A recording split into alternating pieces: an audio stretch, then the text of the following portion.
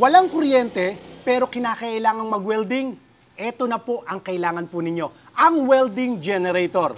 Welcome pong muli dito sa ating pong channel, Diskarte Pinoy TV. Mga kadiskarte, ibig ko pong ipakita sa inyo ang welding generator. Ito po, 2-in-1 na po siya. Ibig sabihin, isang bilihan na lang po tayo. Hindi na kayo bibili ng welding machine, bukod pa ang generator. Ito po, 2-in-1 na po siya at napakalakas po nito. Kaya doon sa mga lugar, lalo na sa mga magpapatayo po ng bahay, pero wala pa po tayong kontador at wala pa pong kuryente, ito ang match po sa inyo. O kaya doon sa mga merong kinakailangang i-rescue, lalo na sa mga bus company, sa mga trucking, sa mga area na nasisiraan yung ating mga sasakyan at kinakailangan nating i-welding, welding generator po ang kailangan po ninyo. Kagaya po ng order po sa atin ni Boss Melski ng Sorsogon.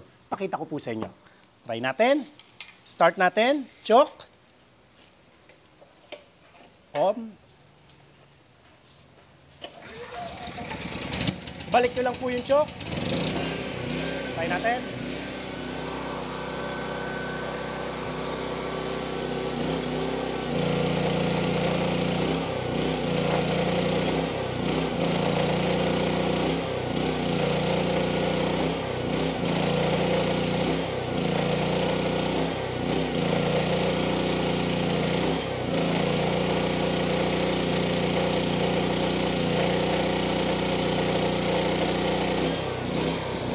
Okay.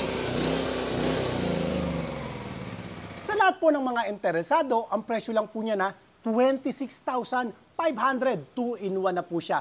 Generator at welding machine. Ang kagandahan po nito, pwede rin po kayong mag-grinder, sabay, welding at nagga-grinder dahil meron din po siyang output ng electricity. Ayan po pang-grinder o kaya pwede rin po siyang pambarena.